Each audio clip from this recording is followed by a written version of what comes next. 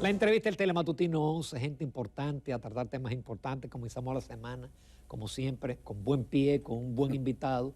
Nada más y nada menos que el doctor Servio Tulio Castaño Guzmán, quien es vicepresidente ejecutivo de la Fundación Institucional de Justicia, que siempre tiene vamos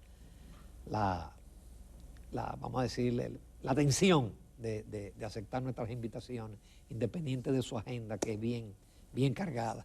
Servio Tulio, muchísimas gracias. Ramón, gracias. No, es que uno aprende si se sabe conversar y yo creo que de eso tú sabes mucho. Yo aprendo cada vez que vengo a tu programa. Yo aprendo contigo.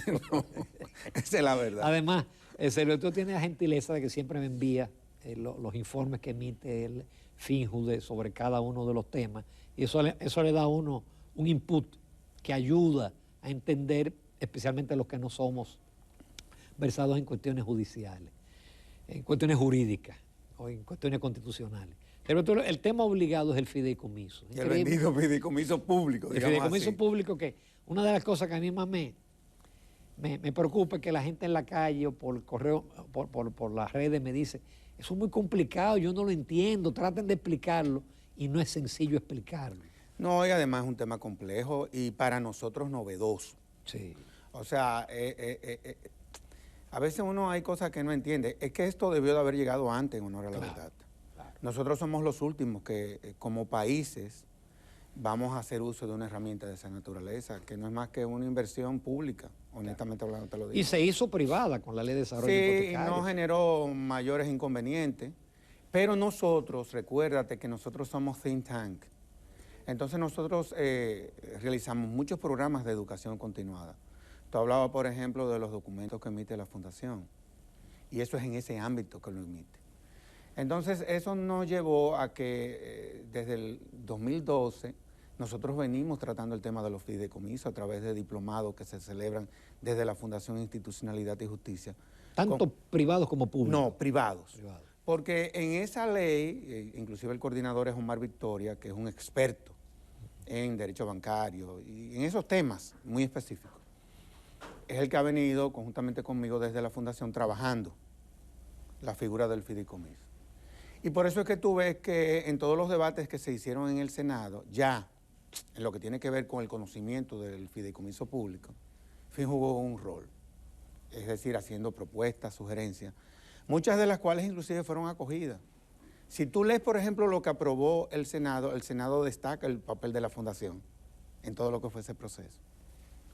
¿Qué pasa cuando llega a la Cámara de Diputados, que como que el tema se tranquilizó? Nosotros seguimos haciendo propuestas y trabajamos con el presidente de la Cámara de Diputados y con otros legisladores que te hacían consultas, preguntas.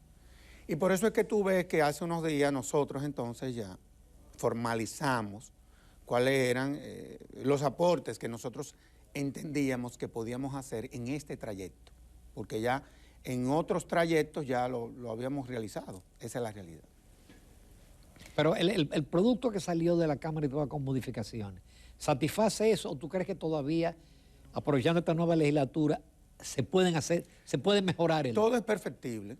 Lo que sí es que el tema que tiene que ver con las contrataciones públicas, las mismas emisiones de deuda, yo creo que se establecieron una serie de trámites que aclaran lo que se había aprobado en el Senado de la República. Aquí parecería que los debates son otros. Y es un debate interesantísimo. Y oye el problema que tenemos nosotros como fundación. Porque sucede que se ha abierto un debate entre Cristóbal Rodríguez y Naces Perdomo. Sí. Tú sabes que en FINJO nosotros tenemos una mesa de constitucionalistas. En esa mesa de constitucionalistas, que son ellos los expertos, porque ambos son doctores en Derecho, pero con mención en Derecho Constitucional. Oye, ¿cómo es esto? Ellos tienen un criterio totalmente diferente. Y el debate, Ramón, es rico desde el punto de vista jurídico, porque Cristóbal sostiene la tesis, de eso que se va a estar hablando en estos días. Ya no es, acuérdate que antes la discusión era de que querían privatizar bienes que son de orden público. Ya yo creo que ese debate ya ha perdido un poco de relevancia por las correcciones que se han hecho desde la Cámara de Diputados, pero ya todo el debate se va a concentrar en todo lo que tiene que ver con la técnica legislativa.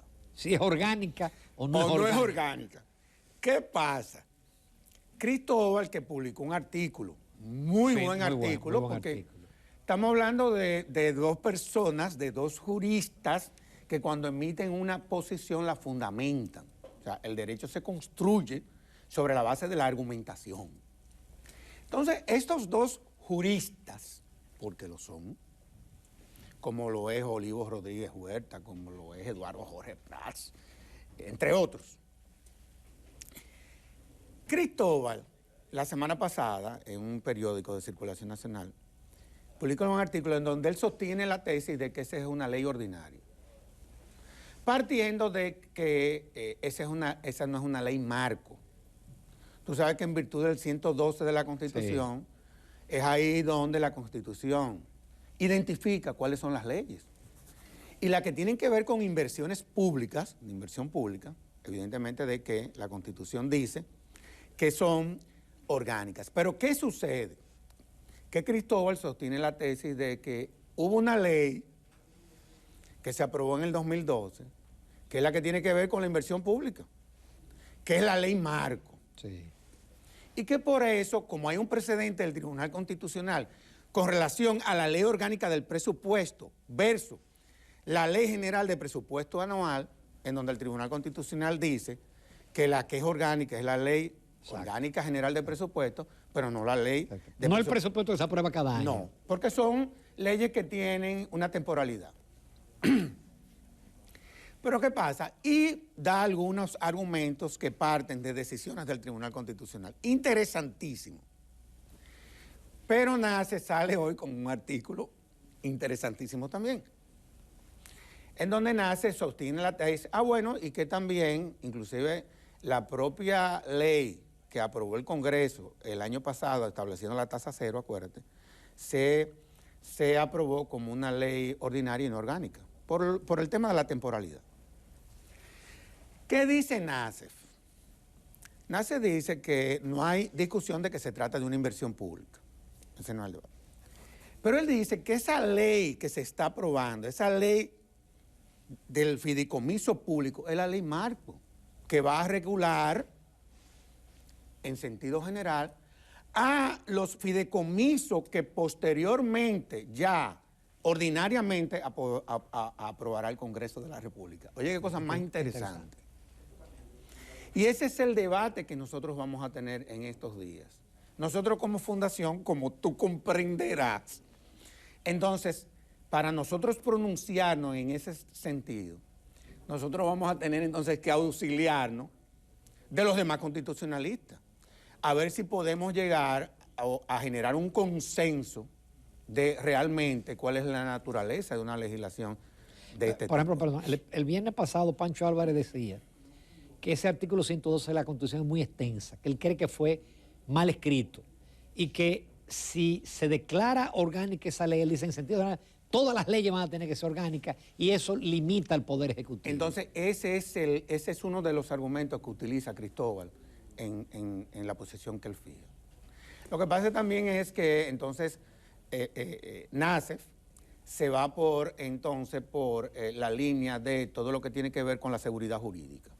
Y no te creas, es interesante, o sea, los dos puntos, yo entiendo el de Pancho, inclusive yo no te pudiese decir a qué posición yo me voy a inclinar, pero la verdad es que tú también tienes que ser práctico en la vida, pero también hay que oír los argumentos de los demás, sobre todo cuando están fundamentados. Es decir que, perdón, Sergio, ya ustedes no tienen temor con el tema del traspaso, con el tema del cumplimiento de la 340, no, te voy a decir con el tema del endeudamiento. A mí me preocupa muchísimo el endeudamiento. Bueno, tú viste que en el documento que nosotros sacamos, porque ese es un tema que le preocupa más a los economistas que a los abogados. Y nosotros lo que decíamos es que valdría la pena tomar en cuenta esas preocupaciones que han venido externando los especialistas en el área financiera y económica. Esa es la realidad. Mira, eso se pudiese mejorar. Ahora, yo no conozco una figura que esté más regulada que una herramienta de esa naturaleza, y te voy a decir por qué. Compra y contratación. La Superintendencia de Valores. superintendencia de banco, función pública. Oye, son 6 cámaras de cuentas. Y Contraloría. Y Contralor, yo no conozco una figura jurídica que esté más regulada que la que regularían los fideicomisos públicos. No lo conozco en ninguna ley. Y otra cosa que dice NACEF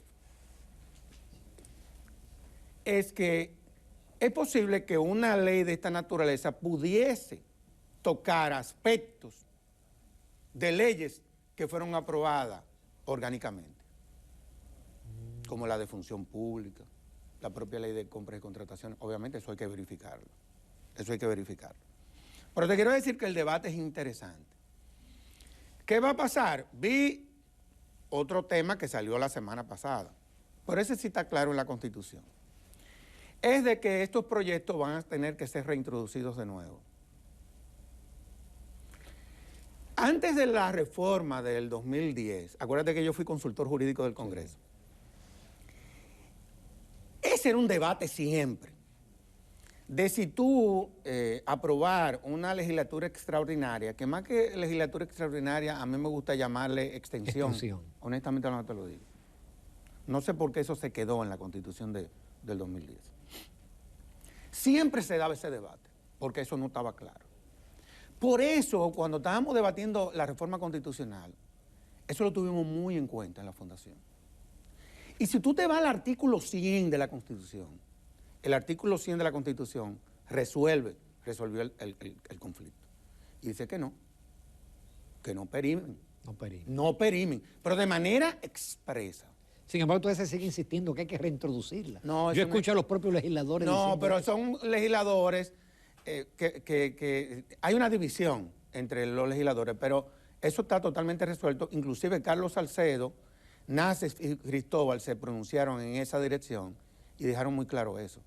Y es que la Constitución eso lo aclaró en su artículo 100. Es decir, que aún pase transcurran los días hasta febrero y no se aprueben como quiera, no hay que reintroducirlo en la legislatura. Bueno, ya sería en la próxima legislatura sí, pero en esta no, que se hable extraordinariamente. No, claro que no. No habría que ir. Sergio, vamos a una breve pausa, porque todavía tenemos muchos temas. Yo creo que lo del fideicomiso quedó claro. Yo me siento un poquito tranquilo después que te escucho. Pero realmente estoy de acuerdo que va a haber un debate que quizás va a morir en el Tribunal Constitucional. No, y qué bueno que sea así. Y esto también. Tú sabes que cuando estábamos debatiendo la bendita reforma en el 2010, una de las instituciones que propuso la creación del Tribunal Constitucional fue la FINJUS. Sí. Tú lo recuerdas. Nos cayó arriba a todo el mundo. Sí. ¿Ustedes nunca creyeron que iba a haber un choque de trenes? No, hombre, por Dios, hombre, al contrario. Al contrario. No, ha sido una gran cosa. No, hay una corresponsabilidad inclusive, y hay una armonía entre el Poder Judicial y los demás poderes del Estado con el Tribunal Constitucional.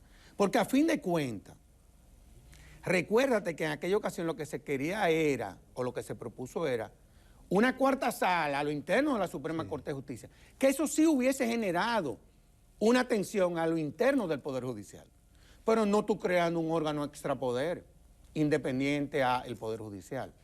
Y qué bueno que eso lo hicimos, porque el Tribunal Constitucional nuestro, Ramón Núñez Ramírez, ¿tú quieres que te diga algo?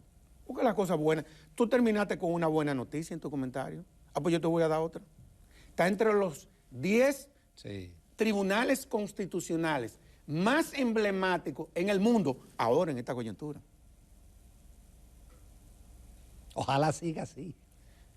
Bueno, ojalá el que sustituya a Milton tenga la visión y también el olfato que tiene el actual presidente del Tribunal Constitucional, que ha llevado a esa institución a ser uno de los mejores ejemplos en el mundo.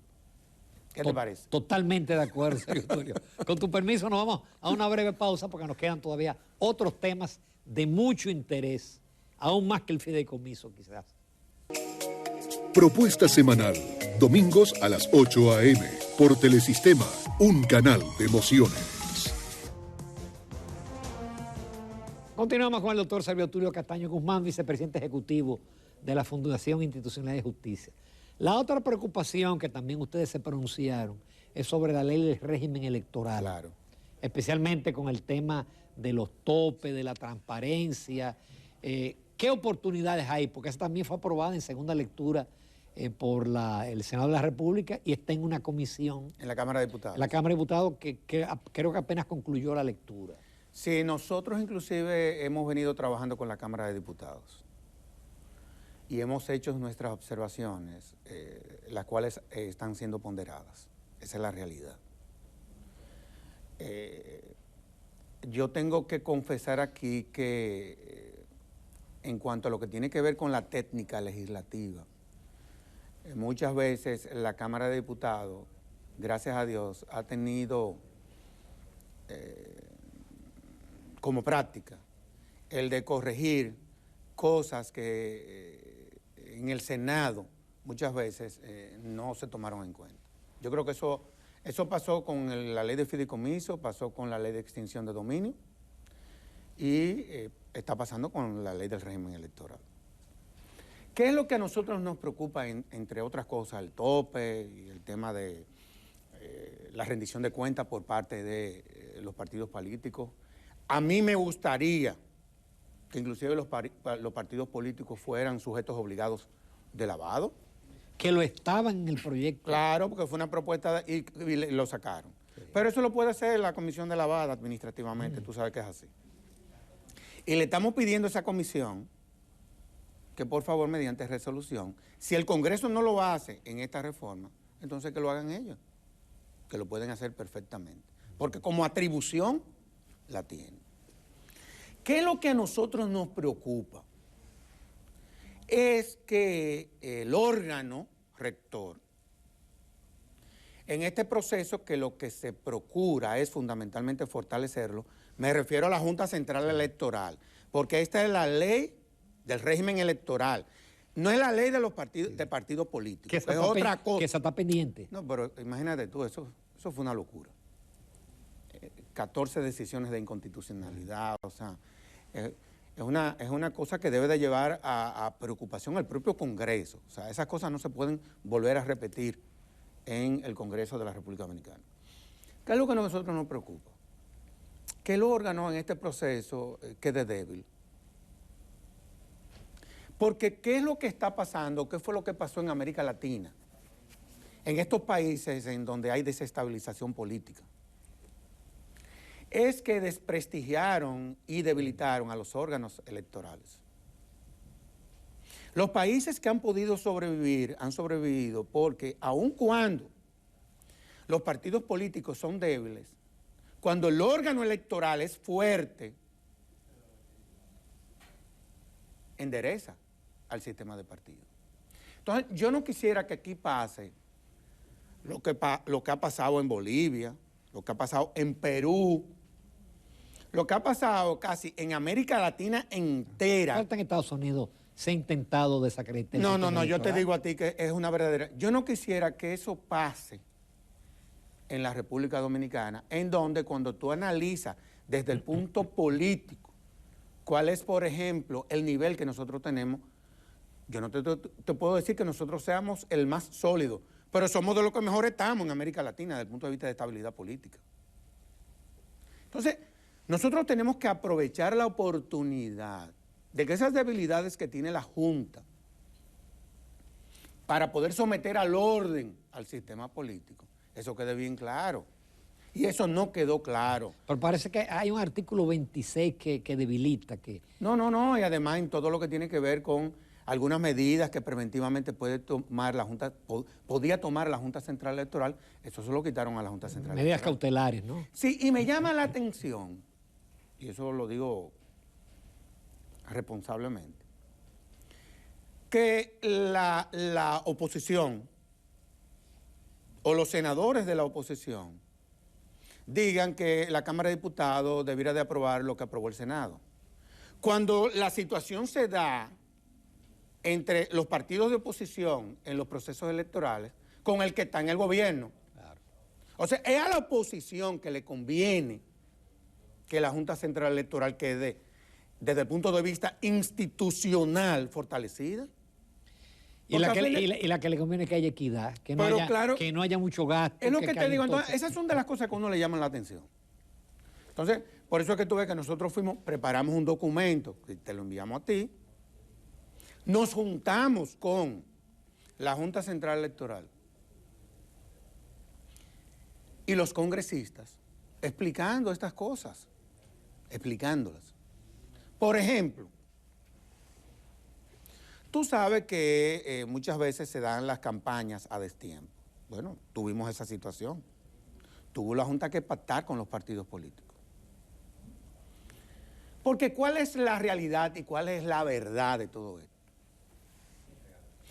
Que aun cuando la Junta resolutó de que la precampaña comienza en julio del año que viene. Pero estamos en campaña. Pero oye, ¿cuál es la situación? Las sanciones, porque son las que ella puede mediante resolución resolutar, son administrativas. Y por eso es que tú ves que muchas veces los partidos no le hacen caso a la Junta Central Electoral. Porque la Junta no tiene herramientas para someterlo al orden. Y han tenido entonces que pactar la Junta con los partidos que cese la precampaña. Eso no puede ser. Otra cosa, el Congreso Nacional tiene que entender que hay cosas que son atribuciones de ellos. La ley de partido político y la ley del régimen electoral, como no se pudieron resolver algunos temas en el Congreso, entonces el Congreso aprobó que para esos temas la Junta tenía capacidad reglamentaria. Y oye lo que pasa. Lo que pasa es que cada vez entonces que la Junta quiere reglamentar aspectos en los que ellos no se pusieron de acuerdo, los partidos se ponen bravos con la Junta. ¿Qué te parece? Entonces nosotros tenemos que rescatar lo que son las atribuciones naturales del Congreso. Y lo que como atribución le dimos a la Junta, bueno, puede tener capacidad reglamentaria en ciertos aspectos, pero no una capacidad reglamentaria Tan amplia que le ha creado un conflicto a la Junta con los partidos políticos. Eso no puede ser. Y mira, Ramón, nosotros como fundación, y tú lo sabes, porque aquí se construyó un discurso como contrapartido. Nosotros no estamos de acuerdo con ese discurso, ¿no? Nosotros entendemos que si hay una institución importante en un país son los partidos políticos. Y hemos visto lo que ha pasado cuando ellos se desprestigian. Nosotros no queremos que pase eso en la República Dominicana. Y otra cosa te voy a decir, con relación a lo del fideicomiso, y vuelvo al principio.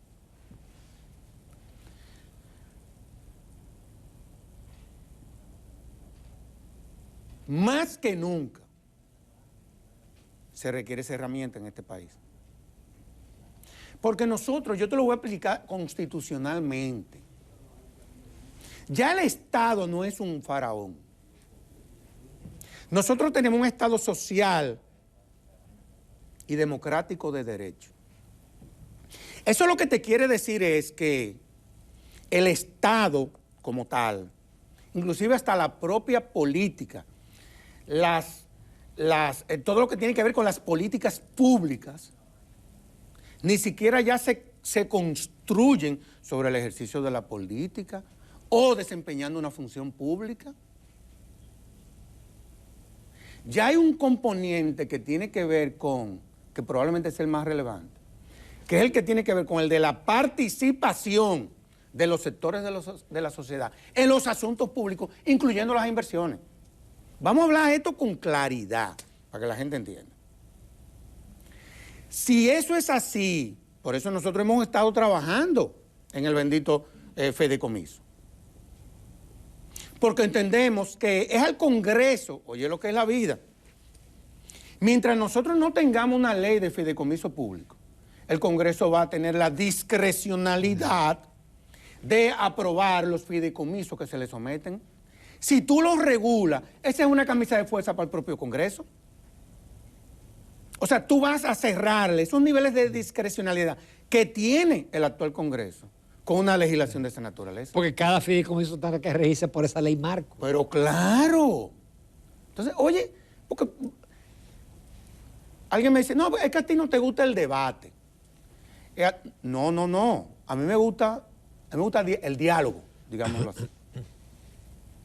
Y yo pienso que esto debiera de llevarnos a que confluyamos en que, bueno, finalmente lo que salga sea lo mejor.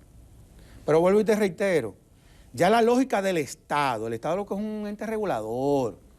En Europa, por ejemplo en Francia, el Estado es codueño, conjuntamente con el sector privado, de la mayoría de las industrias del automovilismo francés, etcétera, etcétera, etcétera. Y tú sabes como economista que aquí hay áreas que al Estado no le interesa explotar, porque no maneja los aspectos técnicos que determinadas áreas requieren. Por ejemplo, nosotros fuimos un fracaso del Estado en todo lo que fue el manejo de hoteles en este país. Vamos a hablar con claridad. Andan por ahí. No, eso, lo de Jarabacoa, eso da pena. Yo hubiese regalado eso. O haber creado una escuela de formación turística, algo habrá que hacer. Pero lo que te quiero decir es que esa visión de que si el sector privado interviene en una operación con el Estado, se presume de pecaminoso. Eso hay que irlo desmontando en este país. El sector privado es el sector que más le aporta a este país. Es el que genera el PIB. Tan sencillo como eso, tampoco lo desprestigiemos. Ahora, el que se porte mal, el que no cumpla con la ley, no es a eso que estamos nosotros, tú y yo, defendiendo. Nosotros estamos defendiendo al sector privado que paga sus impuestos, que cumple con la ley, que está sometido al orden, que está regulado. Ese es el sector privado que tú y yo defendemos. El otro no. Pero ese sí lo defendemos tú y yo. No al otro que vive del gobierno. No, o una cosa que yo siempre he dicho, y tú te ríes, de que este es uno de los pocos países en donde hay más gente rica que empresaria. Sí. Sí. Tú y yo defendemos a los empresarios. Nosotros no estamos defendiendo a gente rica, a los empresarios. Porque es la única manera que haya desarrollo. Es como que tú y que yo conocemos el sector financiero. ¿Tú quieres un sector más regulado que la banca de este país? Dime uno que esté más regulado que la banca de este país. Dime uno. Yo que he estado de los dos lados. Tú has estado en la Junta Monetaria. Y estoy ahora en un banco. Y veo pero tú sabes lo apretado de la regulación. No, tú sabes lo que es eso. Por eso es que la banca en este país es fuerte. Porque hay un orden. Eso es lo que nosotros queremos que pase con todos los sectores. Con todos los sectores. Nos quedan un par de minutos. Y es interesante porque lo estamos hablando fuera de... En la pausa, elogiando al Tribunal Constitucional, y hablábamos de que qué bueno ese sistema de 9 votos que se requieren, y que en algún momento se pretendía reducir esa mayoría. Ustedes sostienen, ustedes fueron de los proponentes de eso. Claro. Que aunque parece difícil, 9 de 13, pero que es bueno, ¿no? No, pero eso es lo mejor que tiene ese tribunal. Porque oye, ¿qué es lo que sucede, Ramón? El Tribunal Constitucional es una instancia muy sensible. Ahí es que llega el aborto, el tema de la nacionalidad, temas complicados, muy complicado. Todo lo que tiene que ver con seguridad social, todo lo que tiene que ver con el tema de la educación, de la salud pública, es ahí que llega. Entonces, ¿qué pasa? Cuando tú analizas la lógica de la justicia constitucional, tú llegas a la conclusión que esa es la parte política de la justicia. Sí. Vamos a estar claros.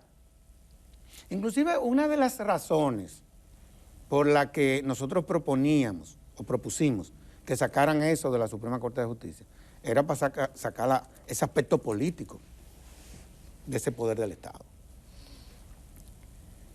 Yo sostengo la tesis de que Milton Rey Guevara es una especie como de mago del equilibrio.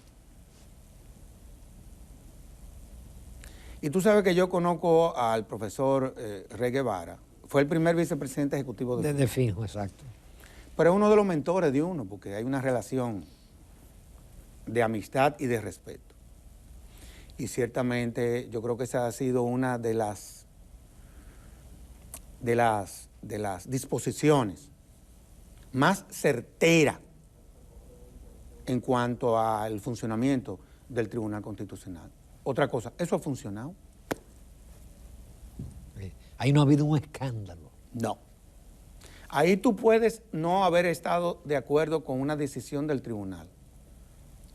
Pero es que dicen, O con que no se haya emitido una sentencia sobre determinado tema. Bueno, pero es que tú tienes que llegar y construir una mayoría.